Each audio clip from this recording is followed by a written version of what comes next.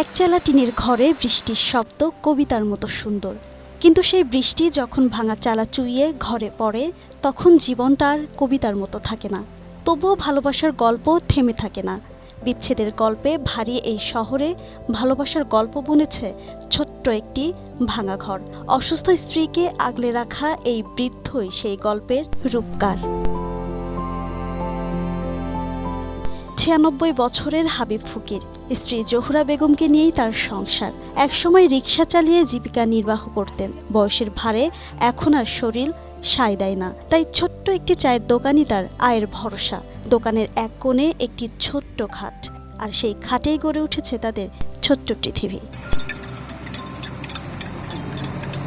খুলনায় যেখানে প্রতি বছর গড়ে ১ থেকে ২ হাজার বিচ্ছেদের আবেদন জমা পড়ে, সেখানে চা বিক্রির ফাঁকেও অসুস্থ স্ত্রীকে আগলে রাখেন হাবিব ফকির। নিজ হাতে রান্না করেন, মুখে তুলে দেন খাবার, সময় মতো ওষুধও খাওয়ান, রাখেন সার্বক্ষণিক খোঁজ খবর।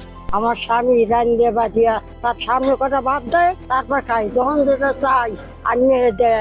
আমার শক্তি নেই আটো চলার, নিঃশ্বাস গুণ হয়ে যায়, 2 পয়সা কাটতে পারি না। এই আদ্যতে নিয়ে গোসল করাইবে, আদ্যতে আনিয়া কাপড় পাঠাই দেবে। অনেকের ঘরে শোকেস ভর্তি দামি বাসন থাকে, কিন্তু একসঙ্গে বসে খাওয়ার সুখ থাকে না। আর এই কুঁড়ে ঘরের কোণে রাখা কয়েকটি থালা বাসনেই লুকিয়ে আছে একসঙ্গে বেঁচে থাকার আনন্দ।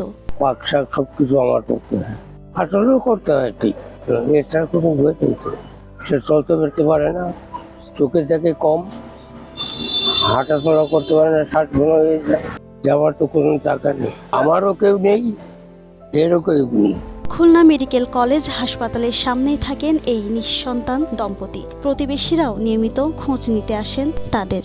খারাপ লাগছে আমার, কান্না এসে গেছে। তাইতে তো এখানে এসে খাতি, ওই রাস্তাতে দেখে এই পাড়া এসে খাতি যে ওনারা আসছে, তারপর ওনারা এসে দেখে তো আমি কাছে মা এইভাবে না, যেমন বাচ্চা কাচ্চা নেই। চাইলেই তো ছেড়ে দেওয়া যায়, কিন্তু একসঙ্গে বৃদ্ধ হওয়ার সৌভাগ্য কজনের হয়?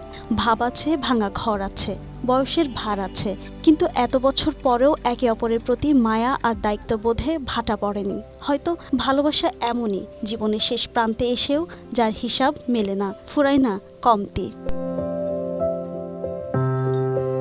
Desk report, Asia post.